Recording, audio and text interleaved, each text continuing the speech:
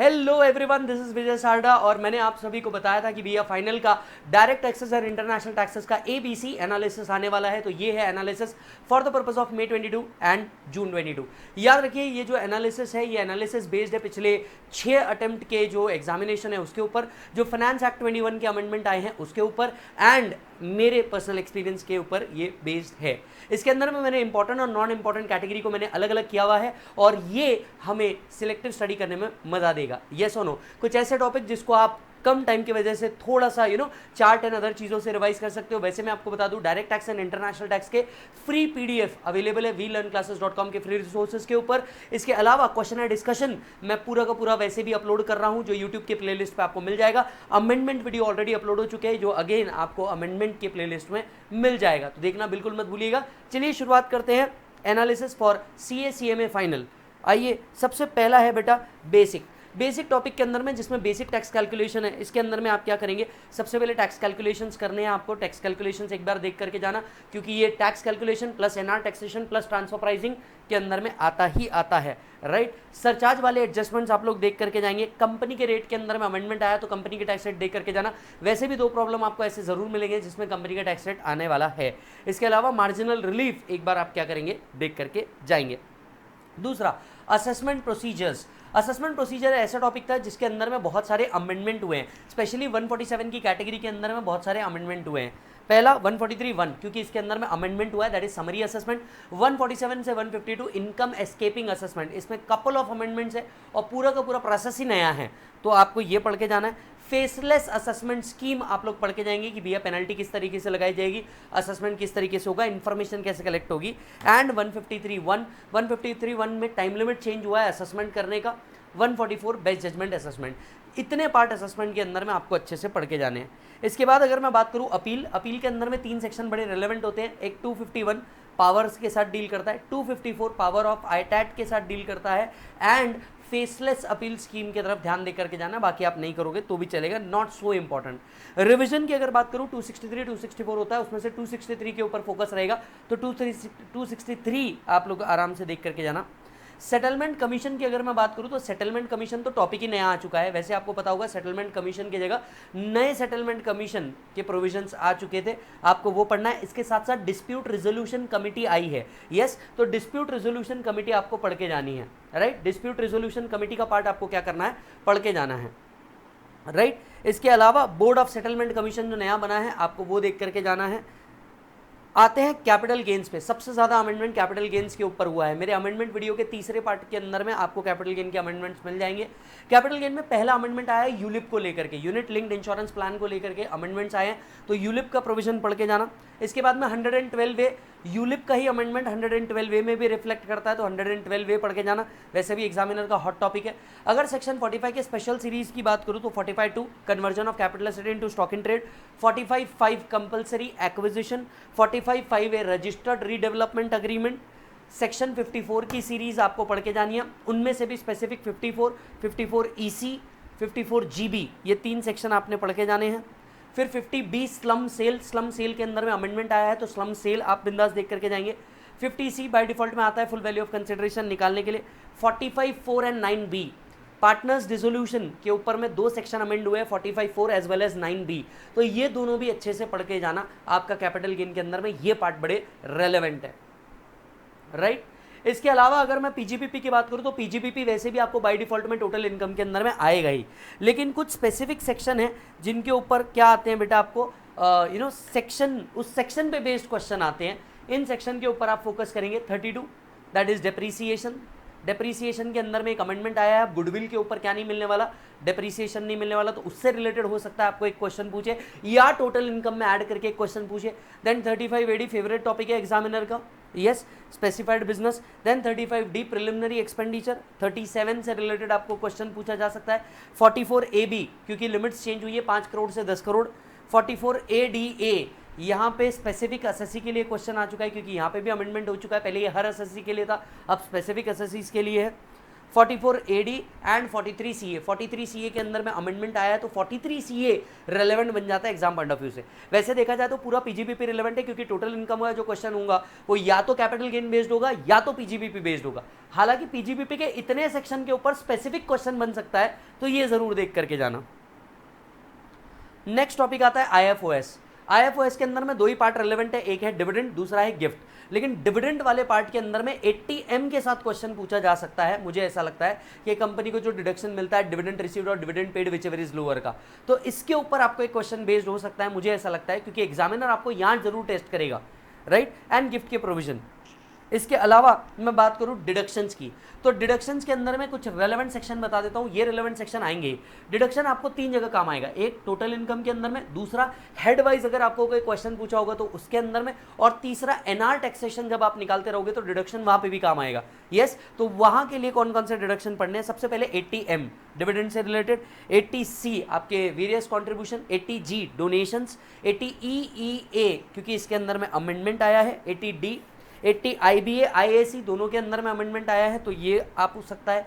QQ भी आ सकता है, 80P कोऑपरेटिव सोसाइटी से रिलेटेड, 80 RRB अगेन पेटेंट से रिलेटेड, एंड 80 CCD आपके पेंशन से रिलेटेड। इतने डिडक्शंस आप मैंडेटरीली क्या करेंगे बेटा? पढ़ के जाएंगे। ये वो डिडक्शन है जो बाय डिफॉल्ट के अंदर में पूछता है, तो इतने डिडक्शन पढ़ कर चले जाना।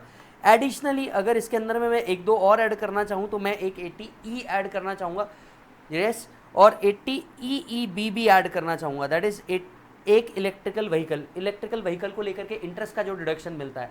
तो अगर मुझे ऑप्शन मिले और 2 ऐड करने के तो ये 2 डिडक्शन मैं ऐड करके जाऊँगा। इतने डिडक्शन आपको पढ़ के जाने हैं भाई साहब। अब आते हैं आपके मेरे सबसे फेवरेट टॉपिक के ऊपर, TDS TCS के ऊपर। TDS TCS वैसे भी एग्जामिनर का हॉट टॉपिक है। TDS TCS के अंदर में बहुत सारे सेक्शन रेलेवेंट है, लेकिन हाल फिलहाल में जो एकदम नए आए हैं, मतलब एग्जामिनर जिस पे कंफर्म पूछ सकता है, वो है 194Q। इसी साल से ऐड हुआ एक और सेक्शन है, अमेंडमेंट लेक्चर 2 के अंदर में मैंने ऑलरेडी कवर किया हुआ है। 194Q इस पे क्वेश्चन आ सकता है। 194O पिछले साल का अमेंडमेंट है। 194N और M ये रेलेवेंट अमेंडमेंट है, रिसेंट आए हुए। तो 194Q, 194O, 194N, 194M और 194P। 194P अमेंडमेंट आया है। बैंक अगर TDS कट कर लेता है सीनियर सिटीजन्स के बेसिस पे, तो सीनियर सिटीजन्स को रिटर्न भरने की जरूरत नहीं पड़ेगी। तो इसके ऊपर आपको एक क्वेश्चन बेस्ड हुआ है, तो आ सकता है।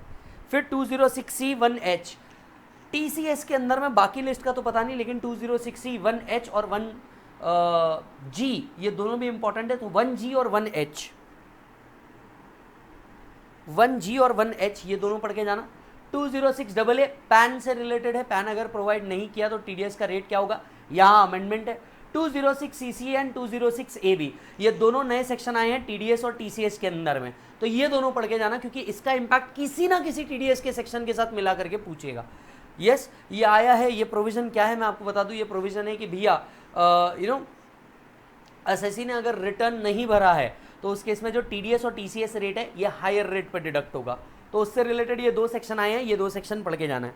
और उसके अलावा कुछ एकदम फेवरेट जो होते हैं आज तक के एग्जामिनर के, जो हिस्ट्री पे बेस्ड है, contract, professional payment, commission, rent और कंपल्सरी एक्विजिशन, इनके ऊपर ये हमेशा से एग्जामिनर पूछते आया है, तो ये तो है ही, राइट। इसके अलावा बहुत सारे सेक्शन है जो आपको भी पता है, बट मैं यहाँ पे लीव कर दे रहा हूँ हाल फिलहाल में। यस, फिर आते हैं ROI, return of income topic. Return of income topic के अंदर में 139 किसको रिटर्न भरना है, 139(1) ड्यू डेट के अंदर में ही अमेंडमेंट आया है, तो ड्यू डेट के अमेंडमेंट रिलेटेड क्वेश्चन आ सकता है। Yes, 139(4), 139(5) be related return, revise return, time limit revise हुआ है तो हो सकता है इसके ऊपर 2 या 3 मार्क का कोई प्रैक्टिकल क्वेश्चन बना करके आपको दे दे। 234F फीस से रिलेटेड क्वेश्चन आपको आ सकता है, क्योंकि फीस के अंदर में चेंजेस आए हैं। फिर 234ABC का जो इंटरेस्ट वाला पार्ट है, ये एक बार देख करके जाना, हाउ यू कैलकुलेटेड। इसके ऊपर हो सकता है 234A या 234B दोनों में से किसी का एक का इंटरेस्ट कैलकुलेट करने के लिए हो सकता है आपको एक छोटा क्वेश्चन दे दे। पेनल्टी के अंदर में 2 चीज़ें बिल्कुल इंपॉर्टेंट है। जैसे अगर पेनल्टी और प्रोसिक्यूशन देखा जाए तो अंडर रिपोर्टिंग, मिस रिपोर्टिंग की जो पेनल्टी है इसको अच्छे से करके जाना। इसके ऊपर सिमिलर टाइप के क्वेश्चन आते हैं, 3-4 क्वेश्चन जो मेरे क्वेश्चनर में भी आपको मिल जाएंगे, वो क्वेश्चन देख के जाओगे तो बहुत आराम से काम हो जाएगा। Then TP related penalty, transfer pricing related penalty को पढ़ के जाना, क्योंकि नॉन रेसिडेंट टैक्सेशन का भी पार्ट जो पेनल्टी वाला पार्ट है ये पूछता है आपको, तो TP रिलेटेड पेनल्टी पढ़ के जाना। रही बात प्रोसिक्यूशन की, तो 276 सीसी वाला प्रोसिक्यूशन पढ़ के जान देना, बचा हुआ आपको याद नहीं रह सकता, इतना आप पढ़ भी नहीं सकते, तो एक खादी बस प्रोसिक्यूशन पढ़ के चल जाना, काम हो जाएगा। देन आपको एक और टॉपिक है टैक्सेशन ऑफ अदर एंटिटीज, जिसके अंदर में taxation of firm, AOP, BOI, investment fund, securitisation fund, taxation of trust, tonnage taxation, ऐसे वाले सारे टॉपिक आते हैं। यस, इसके अंदर में अगर आप देखा जाए तो एक टैक्सेशन ऑफ ट्रस्ट, इसके अंदर में आपको कंफर्म क्वेश्चन पूछेगा। सेक्शन 11 और 12 जो आपको प्रैक्टिकल क्वेश्चन चैरिटेबल पे पूछता है, वैसा एक क्वेश्चन आपको दे देगा, या एक आपको एग्जिट टैक्स से रिलेटेड क्वेश्चन दे देगा, या फिर 12AB new process for registration. ज़्यादा चांसेस मुझे लगते हैं कि new process for registration related theory आपको आ सकती है, तो 12AB के ऊपर थोड़ा सा ध्यान देना कि कब तक रजिस्ट्रेशन करना है, रजिस्ट्रेशन कब कैसे करना है, और नया प्रोसेस ऑफ रजिस्ट्रेशन क्या है, तो ये एक बार आपने पढ़ के जाना है। टैक्सेशन ऑफ बिजनेस ट्रस्ट, पिछले टाइम पे ऑलरेडी इन्वेस्टमेंट फंड पे क्वेश्चन आ चुका है, उसके पहले सिक्योरिटाइजेशन ट्रस्ट पे क्वेश्चन आ चुका है, लेकिन बिजनेस ट्रस्ट के ऊपर क्वेश्चन नहीं आया है पिछले 2-3 अटेम्प्ट से, ये स्पेसिफिक क्वेश्चन, तो मैं एक्सपेक्ट कर रहा हूँ कि बिजनेस ट्रस्ट पे एक क्वेश्चन आए। नॉर्मल चैरिटेबल ट्रस्ट पे तो आ ही सकता है, बिजनेस ट्रस्ट पे भी आ सकता है। इसके अलावा इन्वेस्टमेंट फंड देख करके जाना, क्योंकि इन्वेस्टमेंट फंड से रिलेटेड बहुत सारे अमेंडमेंट्स आ रहे हैं कॉन्टिन्यूसली, तो इन्वेस्टमेंट फंड से रिलेटेड आप देख करके जाना। हालांकि इसी लिस्ट में कई और टॉपिक भी है जो मैं नॉट सो इंपॉर्टेंट कैटेगरी में डाल दिए, जैसे tonnage taxation, taxation of firm, AOP, BOI, amalgamation, demerger, income tax authorities, house properties, clubbing, set of, advance tax. Yes, तो मुझे लगता है ये नॉट सो इंपॉर्टेंट कैटेगरी में, इसको अगर आप सबसे एंड में भी कर लोगे तो भी चलेगा, टैक्सेशन ऑफ अदर एंटिटीज में। पहले जो मैं आपको एबीसी में बता रहा हूँ, इतने टॉपिक, इतना स्पेसिफिक पार्ट आप पढ़ के जाइएगा। यस, इसके बाद मैं आता हूँ इंटरनेशनल टैक्सेशन में। इंटरनेशनल टैक्सेशन का सबसे पहला टॉपिक जो बनता है वो है एनआर टैक्सेशन। एनआर टैक्सेशन की बात करूँ तो एग्जामिनर का फेवरेट 115A, 115A को पढ़ करके जाना है। 115BB दूसरा जो क्वेश्चन आता है वो आता है ये विनिंग, जो नॉन रेसिडेंट विनिंग कर रहे हैं, कैजुअल विनिंग्स कर रहे हैं, इसके ऊपर। एंड इसके अलावा जो उनके इनकम अराइज होती है 115BBA से, 115ACA, कुछ TDS से related section 194 LBC, 194E, presumptive income of non resident, like non resident operating aircraft business in India, तो उससे रिलेटेड हो सकता है। 2 सेक्शन और है जो नॉन रेसिडेंट के एग्जम्पशन की बात करते हैं, 1023FE, 1023FF, ये 2 सेक्शन हैं जिसको आप क्या करेंगे, पढ़ के जाएंगे, क्योंकि इन दोनों सेक्शन के अंदर में अमेंडमेंट आया है, वो आबू धाबी इन्वेस्टमेंट अथॉरिटी वाला जो था, राइट, तो उससे रिलेटेड एग्जाम्शन में अमेंडमेंट आया है, तो वो एक बार देख करके चल जाना। मुझे लगता है उससे रिलेटेड क्वेश्चन आ सकता है, क्योंकि ये अमेंडमेंट आप पिछले बार ही किया था एंड करंट ईयर में इसका डेफिनेशन में चेंज हुआ है। Then transfer pricing is one such thing जो एग्जामिनर पूछता ही है। ट्रांसफर प्राइसिंग के अंदर में जो क्वेश्चन बन सकता है वो पहला बन सकता है 94B के ऊपर, जो इंटरेस्ट की लिमिट है 30% of EBITDA। 92A that is transfer pricing का प्रॉपर एसोसिएट एंटरप्राइज है या नहीं है, एंड कैलकुलेशन मेथड। अगर आप देखें out of various method, 2 method जो एग्जामिनर की सबसे ज़्यादा फेमस है वो बनता है cup method, that is comparable uncontrolled price method, और दूसरा कॉस्ट प्लस मेथड। ये 2 मेथड एग्जामिनर बहुत फ्रीक्वेंट पूछता है, तो ये 2 एग्जामिनर के जितने भी क्वेश्चन आप सॉल्व कर सकते हो ये क्वेश्चन सॉल्व करके जाना। देन रोल बैक ट्रांजैक्शंस के ऊपर मुझे लगता है क्वेश्चन आ सकता है। पावर ऑफ TPO या रेफरेंस टू TPO के ऊपर आपको क्वेश्चन आ सकता है, तो वो एक बार देख करके जाना। And secondary adjustment is one such thing जिसके ऊपर आपको क्वेश्चन बन सकता है, तो सेकेंडरी एडजस्टमेंट पे देख करके जाना। वैसे भी पिछले साल इसके अंदर में अमेंडमेंट हुआ था, उससे रिलेटेड स्पेसिफिक क्वेश्चन भी आज तक के पूछा नहीं गया है। देन आते हैं equalisation levy. Equalisation levy is one such topic जिसके अंदर में अमेंडमेंट भी हुआ है, छोटा सा टॉपिक है, मैं कहूँगा इस टॉपिक को आपको छोड़ना नहीं है, कंपल्सरीली पढ़ के जाना है। देन आते हैं हम लोग DTAA की अगर बात करूँ तो हमें सेक्शन 90, 90A, 91। अब अगर मैं बात करूँ थ्योरी पॉइंट ऑफ व्यू से तो सिर्फ 90A पढ़ के जाना, थ्योरी पॉइंट ऑफ व्यू से सिर्फ 90A पढ़ के जाना। और अगर DTAA सॉल्व करना है तो भैया एक ही का तरह के क्वेश्चन सॉल्व करना, that it is not covered under DTAA, that SSC है, वो इस कंट्री से इनकम कमा रहा है जिसके साथ हमारा कोई DTAA नहीं है। इससे रिलेटेड क्वेश्चन आप करके चल जाओगे तो आपका काम हो जाएगा। Then I come to residential status. Residential status के अंदर में अमेंडमेंट्स हुए हैं, पिछले साल अमेंडमेंट्स हुए हैं, इस साल भी अमेंडमेंट्स हुए हैं, तो 3 सेक्शन आपको रेसिडेंशियल स्टेटस के बिल्कुल नहीं छोड़ने हैं, जैसे कि सेक्शन नंबर 6। अगर आप मॉड्यूल देखो तो रेसिडेंशियल स्टेटस, एनआर, टैक्सेशन दोनों एक ही टॉपिक बन जाता है। यस, सेक्शन 6(1) इसके अंदर में भी ROR RNOR से ज़्यादा जो Indian citizen who is outside India and coming to visit in India and earning more than 15 lakh, इसके ऊपर क्वेश्चन है, वो आपने करना है। 618 डीम्ड रेसिडेंट नाम का कंसेप्ट है, डीम्ड रेसिडेंट नाम के कंसेप्ट के अंदर में अमेंडमेंट है, तो डेफिनेटली इसको पढ़ के जाना है। देन सेक्शन 9, इस चैप्टर की जान है सेक्शन 9। सेक्शन 9 का अगर आप देखो बहुत लंबी लिस्ट है, लेकिन इसमें से 4 आइटम को आपको दिल से पढ़ के जाना है। पहला बिजनेस कनेक्शन, याद है बिजनेस कनेक्शन के 3 पार्ट है। What is business connection, deemed business connection, not a business connection. Significant economic presence that is deemed business connection के अंदर में अमेंडमेंट है। 2 करोड़ की लिमिट और 3 लाख यूजर की नई लिमिट आ चुकी है, तो ये आपको बहुत अच्छे से पढ़ के जाना है। डीम्ड सिग्निफिकेंट इकोनॉमिक प्रेजेंस आपको क्वेश्चन आएगा। दूसरा इंटरेस्ट रॉयल्टी FTS, एग्जामिनर का सबसे फेवरेट पार्ट है ये, इंटरेस्ट रॉयल्टी FTS, ये 3 क्लॉज आपको क्या करने हैं, पढ़ के जाने हैं। इसके अलावा एडवांस रूलिंग, आपको पता है अथॉरिटी ऑफ एडवांस रूलिंग की जगह बोर्ड ऑफ एडवांस रूलिंग बार आ चुका है। यस, तो बार से रिलेटेड बार का कॉन्स्टिट्यूशन क्या है, बार के पावर्स क्या है, वो वाला पार्ट पढ़ के जाना है। इसके अलावा मैट और AMT, without any hesitation MAT और AMT पढ़ के जाना। मैट में क्या पढ़ के जाओगे, मैट में वो फॉर्मेट बिल्कुल एक बार याद करके चल जाना जिसमें 14 आइटम ऐड 9 आइटम लेस, वो वाला पार्ट पढ़ के जाना। प्लस AMT का कैलकुलेशन दे करके चल जाना, क्योंकि मुझे ऐसा लगता है कि इंडिविजुअल के क्वेश्चन के साथ आपको AMT पूछा जा सकता है फॉर दिस पर्टिकुलर टाइम।